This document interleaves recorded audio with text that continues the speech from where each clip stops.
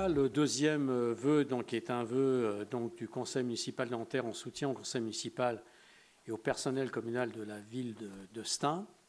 Je vais donner la parole à Nadège Magnon qui rapporte pour la majorité. Les faits qui se sont déroulés samedi 8 octobre dernier à la mairie de Stein, en Seine-Saint-Denis, sont d'une extrême gravité.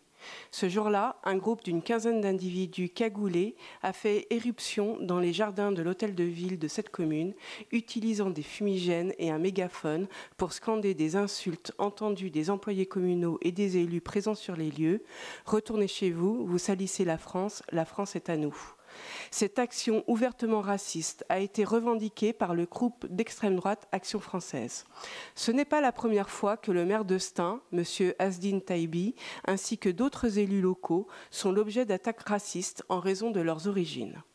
Mais le 8 octobre à Stein, un cap a été franchi, car c'est la première fois depuis plus de 60 ans et la fin de la guerre d'Algérie qu'une action de ce type est menée contre des élus de la République et la maison commune des habitants qui en est le symbole, et qu'elle est revendiquée par un groupe d'extrême droite. Après le message de soutien du maire de Nanterre au maire de Stein et après la participation de plusieurs élus de Nanterre à un rassemblement organisé le 22 octobre à Stein, le conseil municipal de Nanterre tient à condamner fermement un acte indigne qui salit la République et la démocratie et à exprimer sa solidarité au conseil municipal et au personnel communal de la ville de Stein. Il n'est pas pensable que les personnes qui ont commis cet acte ne soient pas identifiées, interpellées et sanctionnées par la justice. Le conseil municipal de Nanterre se joint aux très nombreuses voix qui ont demandé au ministre de l'Intérieur de procéder à la dissolution du groupe Action française, comme l'a fait la députée de Nanterre Sabrina Sebahi en s'adressant au ministre de l'Intérieur à l'Assemblée nationale. Action française s'est déjà fait connaître dans un passé récent par des actions violentes contre des assemblées élues, comme en mars 2021 avec la tentative d'envahissement du Conseil régional d'Occitanie, ce qui avait déjà conduit sa présidente à demander cette dissolution. Il est temps que cesse cette impunité. Par ce vœu, le conseil municipal de Nanterre réaffirme son attachement à la lutte contre le racisme et à tout ce qui porte atteinte au libre exercice du mandat des élus au sein même d'une mairie.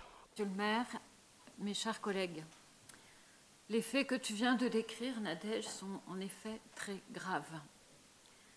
Ils font voir le vrai visage de l'extrême droite qui essaye depuis plusieurs années de renvoyer l'image d'une expression politique légitime et crédible.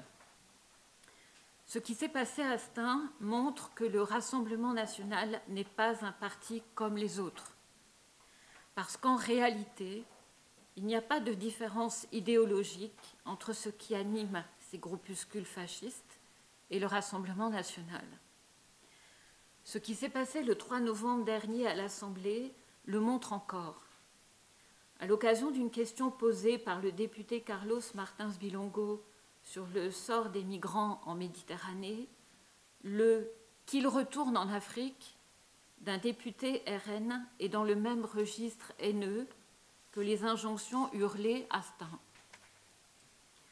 Nous avons tous frémi de consternation en découvrant le nombre d'élus RN le soir du deuxième tour des législatives. Les députés qui nous ont fait partager leur première semaine à l'Assemblée disent tous le sentiment d'agression permanente créé par leur présence massive, leurs attitudes et leurs invectives.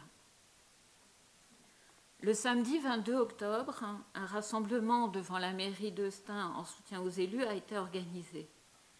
Avec notre députée Sabrina Sebahi, nous étions 2 représentants du conseil municipal de Nanterre.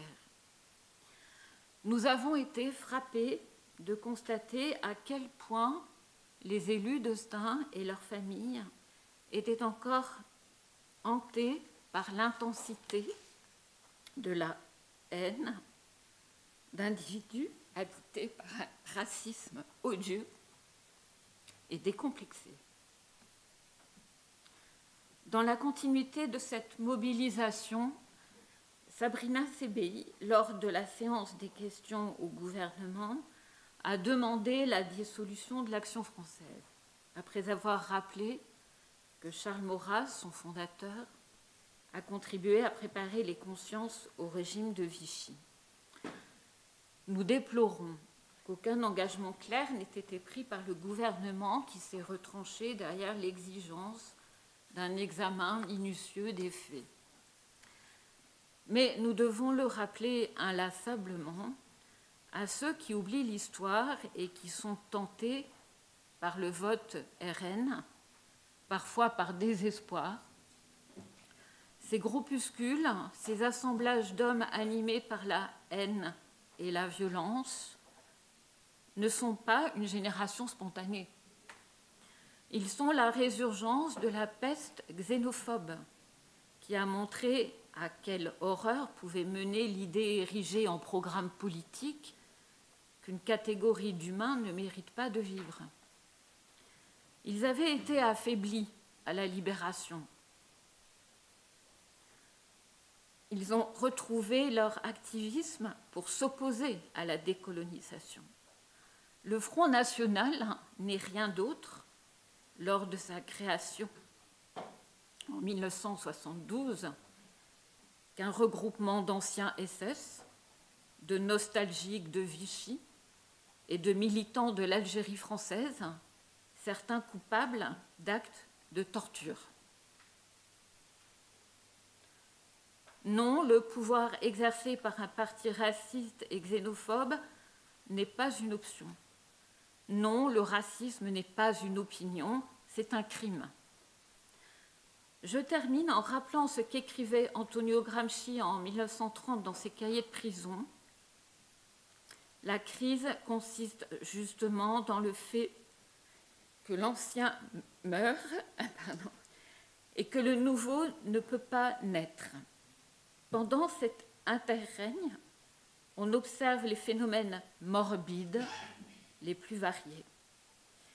Il nous appartient, à nous, femmes et hommes élus, de faire advenir ce nouveau monde de paix et de soutien mutuel auquel nous aspirons. Merci. Je propose de passer au vote.